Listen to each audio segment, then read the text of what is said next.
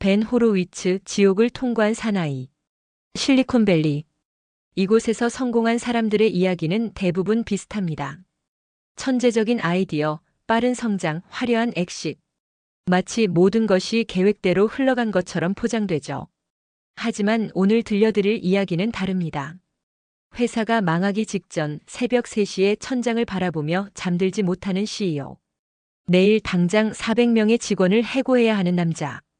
주가가 35센트까지 떨어져 상장 폐지 직전까지 몰린 창업자. 그가 바로 벤 호로위츠입니다. 그리고 이것은 지옥을 통과해 실리콘밸리의 전설이 된 한 남자의 이야기입니다. 1장 바나나의 탄생. 1966년 런던. 데이비드 호로위츠와 엘리사 호로위츠 부부 사이에서 한 아이가 태어납니다. 이름은 벤저민 호로위츠. 훗날 실리콘밸리를 뒤흔들 인물이 될 아이였지만 그의 시작은 결코 평범하지 않았습니다. 아버지 데이비드 호로위츠는 당시 급진적인 좌파 지식인이었습니다. 마르크스주의를 신봉했고 미국 사회의 모순을 비판하는 글을 썼죠. 어린 벤은 버클리의 진보적인 분위기 속에서 자랐습니다. 그의 집에는 항상 토론이 있었고 기존 체제에 대한 의문이 있었습니다. 여기서 잠깐 흥미로운 반전이 있습니다. 아버지 데이비드는 나중에 완전히 다른 사람이 됩니다. 보수주의자로 전향해서 자신이 젊은 시절 믿었던 모든 것을 부정하는 책을 쓰게 되죠. 어떤 사람들은 이것을 배신이라 불렀고 어떤 사람들은 성숙이라 불렀습니다. 벤은 이 모든 것을 지켜봤습니다. 아버지가 자신의 신념을 완전히 뒤집는 것을, 세상에 절대적인 진리란 없다는 것을, 그리고 상황이 바뀌면 사람도 바뀌어야 한다는 것을. 이 교훈은 훗날 그의 경영 철학의 핵심이 됩니다. 상황에 맞는 답은 없다. 오직 상황에 맞는 판단만이 있을 뿐이다. 어린 벤은 공부보다는 친구들과 어울리는 것을 좋아했습니다. 특히 그가 빠진 것은 힙합이었습니다. 80년대 미국 힙합은 단순한 음악이 아니었습니다. 그것은 거리의 언어였고 억압받는 자들의 목소리였으며 시스템에 대한 저항이었습니다. 런 DMC, 퍼블릭 에너미, NWA. 벤은 이 음악들을 들으며 자랐습니다. 가사 하나하나를 외웠고 그 안에 담긴 메시지를 곱씹었습니다. 훗날 그가 쓴 책과 블로그에는 항상 힙합 가사가 인용됩니다. 비즈니스 서적에 래퍼들의 가사를 인용하는 벤처 투자자라니. 이것만 봐도 그가 얼마나 독특한 인물인지 알 수 있죠. 컬럼비아 대학교에서 컴퓨터 과학을 전공한 벤은 UCLA에서 석사 학위를 받습니다. 그리고 1990년대 초 실리콘밸리에서 첫 직장을 구하게 됩니다. 실리콘 그래픽스, 로터스, 넷스케이프. 그는 여러 회사를 거치며 기술 산업의 기초를 배웁니다. 하지만 그의 인생을 완전히 바꿔놓을 만남은 아직 일어나지 않았습니다. 그 운명의 만남은 바로 넷스케이프에서 기다리고 있었습니다. 2장 운명의 파트너. 1995년 넷스케이프. 당시 넷스케이프는 세계에서 가장 뜨거운 회사였습니다. 인터넷 브라우저 시장을 장악하고 있었고 창업 후 불과 16개월 만에 나스닥에 상장하면서 전 세계를 놀라게 했죠. 상장 첫날 주가가 2배 이상 뛰었습니다. 이것은 닷컴 시대의 서막이었습니다. 벤 호로위츠는 이 역사적인 회사의 제품 관리자로 일하고 있었습니다. 그리고 그곳에서 한 남자를 만납니다. 마크 앤드리슨. 당시 24살이었던 마크 앤드리슨은 이미 전설이었습니다. 그는 대학생 시절 모자이크라는 웹 브라우저를 개발했는데 이것이 바로 인터넷 대중화의 시발점이 된 프로그램이었습니다. 넷스케이프는 그가 공동 창업한 회사였고 그는 기술 천재로서 업계의 주목을 받고 있었죠. 벤은 마크를 처음 봤을 때를 이렇게 회상합니다. 그는 방에 들어오면 모든 사람의 시선을 끌었다. 키가 194cm나 되는 거구에 말할 때마다 자신감이 넘쳤다. 하지만 그것보다 인상적이었던 것은 그의 두뇌였다. 그는 기술에 대해 말할 때 마치 미래를 이미 본 사람처럼 말했다. 두 사람은 금방 친해졌습니다. 벤은 마크에게 없는 것을 가지고 있었고 마크는 벤에게 없는 것을 가지고 있었습니다. 마크는 비전가였습니다. 기술의 미래를 내다보는 눈이 있었죠. 하지만 그는 사람을 다루는 데는 서툴렀습니다. 감정을 읽지 못했고 때로는 너무 직설적이어서 상대방의 기분을 상하게 했습니다. 벤은 달랐습니다. 그는 사람들의 마음을 읽을 줄 알았습니다. 팀을 구성하고 동기를 부여하고 어려운 결정을 내릴 때 인간적인 측면을 놓치지 않았죠. 그리고 무엇보다 그는 실행력이 뛰어났습니다. 비전가와 실행가. 이 둘의 조합은 마치 퍼즐 조각이 맞춰지듯 완벽했습니다. 하지만 넷스케이프의 영광은 오래가지 못했습니다. 마이크로소프트가 움직이기 시작한 겁니다. 빌 게이츠는 인터넷의 중요성을 뒤늦게 깨달았지만 한번 깨달은 후에는 전력을 다해 움직였습니다. 그는 인터넷 익스플로러를 윈도우에 무료로 번들로 제공하기 시작했습니다. 무료입니다. 공짜. 브라우저로 돈을 벌고 있던 넷스케이프에게 이것은 치명타였습니다. 어떻게 무료와 경쟁할 수 있겠습니까? 게다가 마이크로소프트는 PC 시장의 90% 이상을 점유하고 있었습니다. 모든 컴퓨터의 기본으로 설치되는 브라우저와 어떻게 싸울 수 있겠습니까? 넷스케이프의 시장 점유율은 급락하기 시작했습니다. 90%에서 80%로, 70%로, 50%로. 1998년 결국 넷스케이프는 AOL에 인수됩니다. 42억 달러라는 큰 금액이었지만 그것은 사실상 패배의 선언이었습니다. 벤과 마크는 이 모든 과정을 지켜봤습니다. 그들은 소중한 교훈을 얻었습니다. 아무리 좋은 제품을 가지고 있어도 시장의 지배자가 마음먹고 달려들면 살아남기 어렵다. 그리고 또 하나의 교훈. 회사가 무너지는 것은 한순간이다. 이 쓰라린 경험은 훗날 그들이 투자자가 되었을 때 창업자들에게 가장 먼저 해주는 조언이 됩니다. 넷스케이프 이후 벤과 마크는 각자의 길을 갔습니다. 하지만 그들의 인연은 끝나지 않았습니다. 벤은 새로운 도전을 준비하고 있었습니다. 그리고 그 도전은 그의 인생에서 가장 어둡고 힘든 시간으로 그를 이끌게 됩니다. 3장 폭풍 속으로. 1999년 벤 호로위츠는 창업을 결심합니다. 회사 이름은 라우드 클라우드. 아이디어는 이랬습니다. 당시 인터넷 회사들은 서버를 직접 구축하고 관리해야 했습니다. 서버를 사고 데이터 센터에 설치하고 소프트웨어를 깔고 24시간 관리해야 했죠. 이것은 엄청난 비용과 시간이 드는 일이었습니다. 벤의 아이디어는 이것을 서비스로 제공하자는 것이었습니다. 우리가 서버를 관리해 줄게요. 당신은 비즈니스에만 집중하세요. 오늘날 우리가 AWS, 애저, 구글 클라우드라고 부르는 것. 클라우드 컴퓨팅의 초기 형태였습니다. 벤은 시대를 10년이나 앞서간 것입니다. 마크 앤드리스는 당연히 이 회사에 투자했고 이사회에 합류했습니다. 벤은 CEO로서 회사를 이끌기 시작했습니다. 시작은 화려했습니다. 1999년은 닷컴 버블의 절정기였습니다. 돈이 넘쳐났습니다. 닷컴만 붙이면 투자를 받을 수 있었고 매출이 없어도 상장할 수 있었습니다. 라우드 클라우드는 순식간에 대형 투자를 유치했습니다. 최고의 엔지니어들이 합류했고 고객 계약이 쏟아졌습니다. 직원 수는 빠르게 늘어났습니다. 100명, 200명, 400명. 모든 것이 완벽해 보였습니다.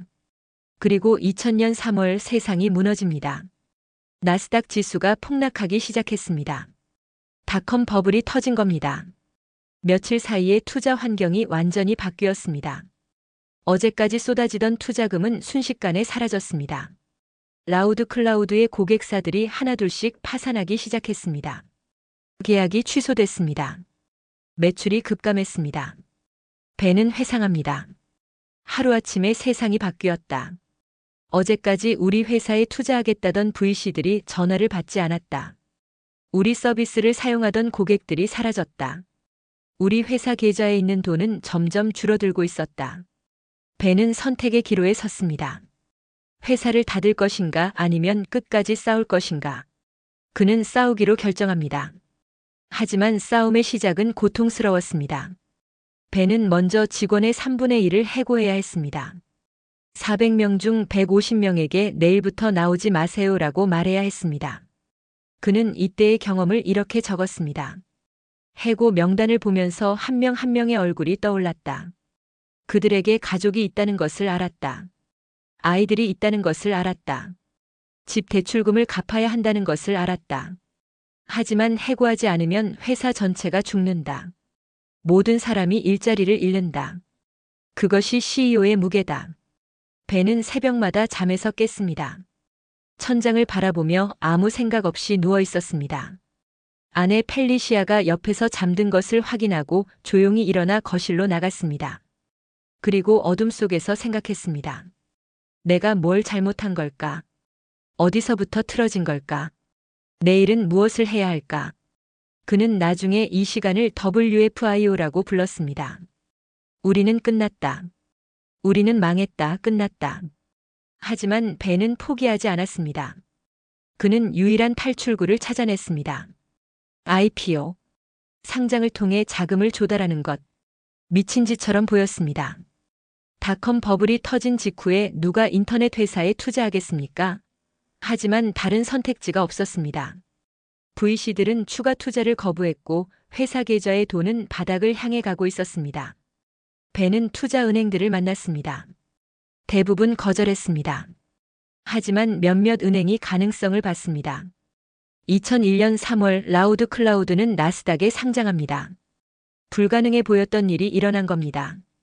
닷컴 버블 붕괴 이후 처음으로 상장에 성공한 인터넷 회사 중 하나였습니다. 하지만 기쁨은 잠시였습니다. 상장 직후 진짜 지옥이 시작됐습니다. 사장 지옥의 시간. 상장은 성공했습니다. 하지만 그것은 끝이 아니라 새로운 악몽의 시작이었습니다. 라우드 클라우드의 최대 고객사 중 하나였던 엑소더스가 파산 신청을 했습니다. 라우드 클라우드 매출의 상당 부분을 차지하던 고객이 사라진 겁니다. 주가가 폭락하기 시작했습니다. 상장가에서 절반으로, 절반에서 또 절반으로. 최악의 순간 라우드 클라우드의 주가는 35센트까지 떨어졌습니다. 상장 폐지 기준선인 1달러에도 한참 못 미치는 가격이었습니다. 투자자들은 벤에게 회사를 팔라고 압박했습니다. 어떤 가격이든 받고 정리하라고 했습니다. 이대로 가다간 휴지 조각이 될 거라고 경고했습니다. 언론은 라우드 클라우드를 살아있는 시체라고 불렀습니다. 직원들의 사기는 바닥이었습니다. 그들이 가지고 있던 스톡 옵션은 휴지보다 못한 가치가 됐습니다. 최고의 엔지니어들이 회사를 떠나기 시작했습니다. 벤은 사면초가에 몰렸습니다. 이때 그가 내린 결정은 훗날 그의 책 하드싱의 핵심 사례가 됩니다. 벤은 회사를 둘로 쪼개기로 결정합니다. 라우드 클라우드의 핵심 사업, 즉 서버 호스팅 사업은 EDS라는 대기업에 6,350만 달러에 매각합니다. 그리고 남은 소프트웨어 부문만 따로 떼어내서 새로운 회사로 만듭니다. 새 회사의 이름은 옵스웨어. 사람들은 이것이 미친 짓이라고 했습니다. 핵심 사업을 팔아버리고 남은 부스러기로 무엇을 하겠다는 거냐고 비웃었습니다. 하지만 벤은 달랐습니다. 그는 소프트웨어 부문에서 진짜 가치를 보고 있었습니다. 라우드 클라우드가 수천 대의 서버를 관리하면서 축적한 소프트웨어 기술. 서버를 자동으로 설정하고 모니터링하고 문제를 해결하는 소프트웨어. 이것은 다른 회사들도 필요로 하는 것이었습니다. 하지만 여기서 또 다른 문제가 발생합니다. 핵심 사업을 매각하면서 직원 150명도 함께 넘어가야 했습니다. 그리고 남은 직원 140명 중에서도 절반을 해고해야 했습니다. 또다시 해고입니다. 벤은 이때의 경험을 이렇게 회상합니다. 두 번째 대량 해고는 첫 번째보다 더 힘들었다. 살아남은 직원들은 나를 의심의 눈초리로 바라봤다. 다음번에는 내 차례인가? 신뢰가 무너지고 있었다. 하지만 나는 해야 할 일을 했다.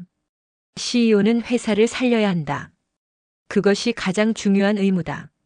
옵스웨어로 새 출발을 했지만 상황은 여전히 암울했습니다. 주가는 바닥을 기었습니다. 매출은 거의 없었습니다.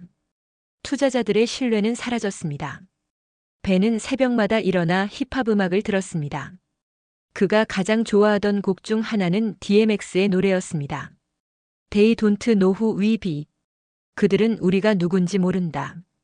벤은 이 가사를 되뇌었습니다. 세상 모두가 우리를 무시해도 우리는 우리가 누군지 안다. 우리가 무엇을 할 수 있는지 안다. 그리고 그는 다시 일어섰습니다. 5장 기사회생. 옵스웨어의 반격이 시작됩니다. 벤은 완전히 다른 전략을 세웠습니다. 라우드 클라우드 시절의 실수를 반복하지 않겠다고 다짐했습니다. 첫째, 비용을 극도로 절감했습니다. 모든 불필요한 지출을 끊었습니다.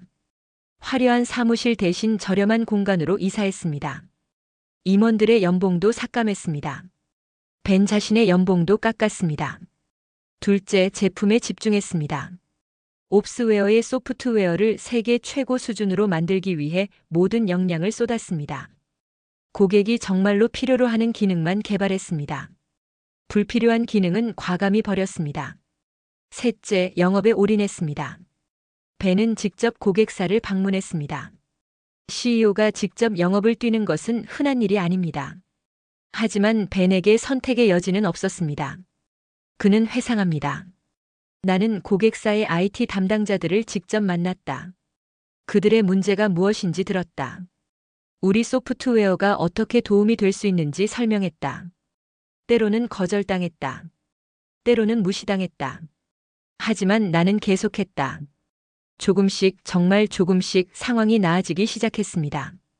2003년 옵스웨어는 처음으로 의미 있는 계약을 따냅니다. 2004년 매출이 성장하기 시작합니다. 2005년 드디어 흑자 전환에 성공합니다. 주가도 반등하기 시작했습니다. 35센트였던 주가가 1달러를 넘고 5달러를 넘고 10달러를 넘었습니다. 하지만 벤은 여전히 긴장을 늦추지 않았습니다. 그에게는 또 하나의 위기가 기다리고 있었습니다. 2006년 옵스웨어의 최대 고객사 중 하나가 경쟁사 제품으로 갈아타겠다고 통보해 왔습니다. 계약을 갱신하지 않겠다는 것이었습니다. 이 고객사는 옵스웨어 매출의 25%를 차지하고 있었습니다. 벤은 긴급 대책 회의를 소집했습니다. 선택지가 두 개 있습니다. 첫째, 이 고객을 포기하고 다른 고객으로 대체합니다. 둘째, 경쟁사를 인수해서 이 고객을 지킵니다. 팀은 둘째 방안을 검토했습니다. 경쟁사는 블레이드로직 BLADELOGIC라는 회사였습니다. 옵스웨어보다 작은 회사였지만 기술력은 뛰어났습니다. 그리고 옵스웨어가 이를 위기에 처한 바로 그 고객사와 계약을 맺으려 하고 있었습니다. 벤은 결단을 내렸습니다. 블레이드로직을 인수하겠다. 이 결정은 모험이었습니다. 옵스웨어는 이제 막 안정을 찾기 시작한 회사였습니다. 대규모 인수합병은 리스크가 컸습니다. 하지만 벤은 이것이 옵스웨어를 한 단계 도약시킬 기회라고 판단했습니다. 협상은 치열했습니다. 블레이드로직 측은 높은 가격을 요구했습니다. 벤은 밤새 협상 테이블에 앉아 있었습니다. 결국 2006년 9월 옵스웨어는 블레이드로직을 인수합니다. 이 인수는 결정적인 전환점이 됩니다. 블레이드로직의 기술력과 옵스웨어의 영업력이 합쳐지면서 회사는 급성장하기 시작했습니다. 매출이 치솟았습니다. 고객사가 늘어났습니다. 직원들의 사기가 높아졌습니다. 그리고 옵스웨어는 이제 업계에서 무시할 수 없는 존재가 됩니다. 대기업들이 주목하기 시작했습니다. 6장 16억 달러의 남자. 2007년 세계 최대의 IT 기업 중 하나인 HP가 옵스웨어에 접근해 왔습니다. 우리 회사를 인수하고 싶다. 벤은 처음에는 거절했습니다. 그는 옵스웨어를 더 크게 키우고 싶었습니다. 독립회사로서 성장해서 업계의 강자가 되고 싶었습니다. 하지만 HP는 포기하지 않았습니다. 계속해서 협상을 요청해 왔습니다. 그리고 그들이 제시한 금액은 점점 올라갔습니다. 벤은 고민에 빠졌습니다. 주주들에게는 좋은 수익을 가져다 줄 수 있는 기회였습니다. 8년간의 고생을 보상받을 수 있는 기회였습니다. 하지만 회사를 판다는 것은 자신이 만든 것을 포기하는 것이기도 했습니다. 그는 마크 앤드리슨과 오랜 시간 대화를 나눴습니다. 마크는 말했습니다. 벤, 결정은 내가 해야 해. 하지만 한 가지는 기억해. 우리가 회사를 만든 이유가 뭐였지? 직원들에게 좋은 일자리를 만들어주고 주주들에게 수익을 가져다주고 고객들에게 가치 있는 제품을 제공하는 것. 만약 HP 인수가 이 모든 것을 달성할 수 있다면 그것도 나쁜 선택은 아니야. 벤은 결심했습니다. 협상은 몇 달간 이어졌습니다. 가격, 조건, 직원들의 처우, 기술의 미래. 모든 것이 논의됐습니다. 그리고 2007년 9월 최종 계약이 체결됩니다. 인수 금액은 16억 달러. 1조 8천억 원이 넘는 금액이었습니다. 불과 몇 년 전 주가가 35센트까지 떨어져 상장 폐지 위기에 몰렸던 회사가 16억 달러에 팔린 겁니다. 벤 호로위츠는 그 순간을 회상합니다.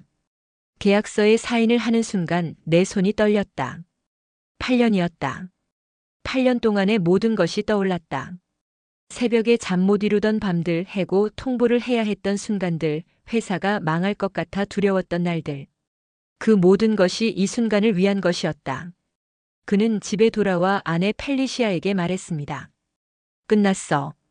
우리가 해냈어. 펠리시아는 그를 안아주었습니다. 그리고 말했습니다. 당신이 자랑스러워. 정말로.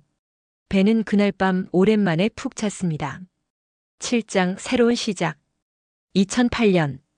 옵스웨어를 매각한 벤 호로위츠는 한동안 쉬었습니다. 8년간의 전쟁 같은 시간이 끝났고 그는 지쳐 있었습니다. 하지만 그는 곧 새로운 갈증을 느끼기 시작했습니다.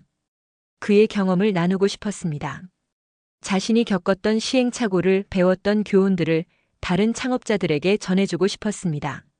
마크 앤드리슨도 같은 생각이었습니다. 두 사람은 오랜 대화 끝에 결론을 내렸습니다. 우리가 직접 투자 회사를 만들자. 창업자들을 위한 투자 회사를. 2009년 안드레센 호로위츠가 탄생합니다. 줄여서 A16Z. A와 Z 사이에 16개의 글자가 있다는 뜻입니다. 이 회사는 시작부터 달랐습니다. 당시 실리콘밸리의 벤처 캐피탈들은 대부분 금융 출신들이 운영하고 있었습니다. 그들은 숫자와 계약서에는 밝았지만 기술과 제품은 잘 몰랐습니다. 창업의 어려움도 이해하지 못했습니다. 벤과 마크는 다른 접근법을 택했습니다. 첫째, 그들은 창업자 친화적 정책을 펼쳤습니다. 벤은 말합니다. 우리는 창업자가 겪는 고통을 직접 겪어봤다. 그래서 우리는 어려울 때 옆에 서 있는 투자자가 되고 싶었다.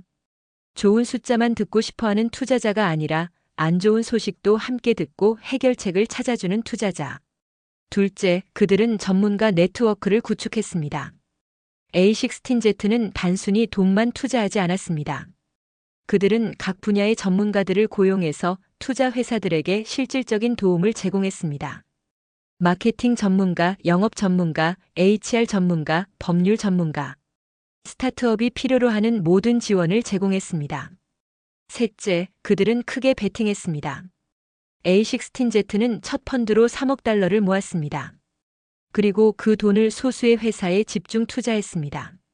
소액을 여러 곳에 나누는 대신 확신이 드는 회사에 크게 투자하는 방식이었습니다. 첫 번째 주요 투자는 페이스북이었습니다. 당시 페이스북은 이미 큰 회사였지만 A16Z는 막대한 금액을 투자했습니다. 많은 사람들은 이미 비싸다고 비웃었습니다. 하지만 벤과 마크는 페이스북의 잠재력을 믿었습니다. 그 결과는 역사가 증명합니다. 페이스북은 2012년 상장했고 A16Z는 엄청난 수익을 올렸습니다. 이후에도 A16Z의 투자는 계속됐습니다. 트위터, 에어비앤비, 기터브, 슬랙, 코인베이스, 리프트. 실리콘밸리에서 가장 성공한 회사들의 뒤에는 A16Z가 있었습니다. A16Z는 빠르게 성장했습니다. 운용 자산은 수십억 달러, 수백억 달러로 늘어났습니다. 현재 A16Z는 세계에서 가장 영향력 있는 벤처 캐피탈 중 하나로 꼽힙니다. 벤과 마크는 실리콘밸리의 킹메이커가 됐습니다. 그들이 투자하면 그 회사는 주목받았고 그들이 조언하면 창업자들은 귀를 기울였습니다. 8장 하드싱. 2014년 벤 호로위츠는 책을 출간합니다. 제목은 더 하드싱 어바우트 하드싱즈. 한국어로는 하드싱으로 번역됐습니다. 이 책은 출간되자마자 베스트셀러가 됐습니다. 경영 서적으로는 드물게 솔직하고 날 것 그대로의 이야기를 담고 있었기 때문입니다. 대부분의 경영 서적들은 성공 공식을 알려준다고 말합니다. 이렇게 하면 성공합니다. 하지만 벤은 다르게 말합니다. 성공 공식 같은 건 없다. 어려운 일에는 쉬운 답이 없다. 그가 책에서 강조하는 핵심 메시지는 이것입니다. CEO는 고독합니다. 가장 어려운 결정을 혼자 내려야 합니다. 해고를 결정해야 하고 나쁜 소식을 전달해야 하고 실패의 책임을 져야 합니다. 그리고 그 과정에서 조언을 구할 사람이 거의 없습니다. 벤은 씁니다. 창업에 관한 책들은 대부분 성공 스토리만 다룬다. 어떻게 아이디어를 떠올렸는지, 어떻게 투자를 받았는지, 어떻게 성장했는지. 하지만 정작 중요한 부분은 빠져 있다. 회사가 망하기 직전에 무엇을 해야 하는지, 직원을 해고할 때 어떻게 말해야 하는지, 모든 것이 무너지는 것 같을 때 어떻게 버텨야 하는지. 그의 책에는 힙합 가사가 가득합니다. 각 장의 시작에는 래퍼들의 가사가 인용되어 있습니다. 나스, 닥터들의 아이스 큐브, 케니의 웨스트. 왜 힙합인가? 벤은 설명합니다. 힙합은 역경에 관한 음악이다. 가난, 폭력, 차별. 래퍼들은 이 모든 것을 이겨내고 정상에 오른 사람들이다. 그들의 가사에는 생존의 지혜가 담겨 있다. 창업자들이 겪는 어려움과 래퍼들이 겪는 어려움은 다르지만 그 안에 담긴 정신은 같다. 포기하지 않는 것, 계속 싸우는 것. 하드싱은 전 세계 창업자들의 필독서가 됐습니다. 한국에서도 큰 인기를 끌었습니다. 많은 스타트업 창업자들이 이 책을 읽고 위로를 받았다고 말합니다. 나만 힘든 게 아니었구나. 이렇게 성공한 사람도 이런 시간을 겪었구나. 벤은 2019년에 두 번째 책을 출간합니다. What You Do is Who You Are. 한국어로는 최강의 조직으로 번역됐습니다. 이 책은 기업 문화에 관한 것입니다. 어떻게 조직의 문화를 만들고 유지할 것인가? 벤은 역사 속 인물들의 사례를 통해 이 질문에 답합니다. IT 혁명의 투생 루베르티르, 일본의 사무라이 징기스칸까지. 다양한 시대와 문화에서 리더들이 어떻게 조직의 정체성을 만들었는지를 분석합니다. 벤은 말합니다. 문화는 슬로건이 아니다. 벽에 붙여놓은 멋진 문구가 아니다. 문화는 당신이 실제로 하는 행동이다. 어려운 상황에서 내리는 결정이다. 그것이 당신이 누구인지를 정의한다. 9장 벤 호로위츠가 남긴 것. 오늘날 벤 호로위츠는 실리콘밸리의 가장 존경받는 인물 중 한 명입니다. 그가 남긴 유산은 무엇일까요? 첫째, 솔직함의 가치입니다. 벤은 자신의 실패와 두려움을 숨기지 않았습니다. 성공한 후에도 과거의 어두운 시간들을 솔직하게 공유했습니다. 이것은 많은 창업자들에게 용기를 주었습니다. 성공한 사람들도 똑같이 두려워하고 실패하고 고통받는다는 것을. 둘째, 창업자 중심의 투자 문화입니다. A60Z가 만든 창업자 친화적 접근법은 이제 벤처 캐피탈 업계의 표준이 됐습니다. 많은 VC들이 A60Z를 모방하며 창업자들에게 더 많은 지원을 제공하려 합니다. 셋째, 어려운 결정에 대한 프레임워크입니다. 벤은 명확한 답이 없는 문제들에 어떻게 접근해야 하는지를 보여주었습니다. 완벽한 선택지는 없다. 하지만 그래도 결정을 내려야 한다. 그것이 리더의 일이다. 그는 여전히 활발하게 활동하고 있습니다. A60Z의 공동대표로서 투자 결정에 참여하고 블로그를 통해 자신의 생각을 공유하며 강연과 인터뷰를 통해 다음 세대의 창업자들에게 조언을 전달합니다. 그의 영향력은 실리콘밸리를 넘어 전 세계로 확장됐습니다. 한국의 스타트업 창업자들도 그의 책을 읽고 그의 블로그를 구독하며 그의 철학을 배웁니다. 클로징. 자, 이제 벤 호로위츠의 이야기를 마무리할 시간입니다. 그의 여정을 되돌아보면 한 가지 분명한 것이 있습니다. 성공은 화려하지 않습니다. 성공은 수많은 실패와 두려움과 고통을 통과한 후에 오는 것입니다. 새벽 3시에 잠들지 못하고 천장을 바라보는 것.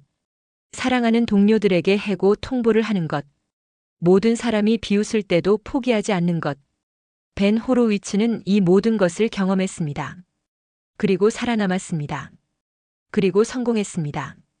하지만 그가 가장 자랑스러워하는 것은 16억 달러의 매각도 A60Z의 성공도 아닙니다. 그는 말합니다.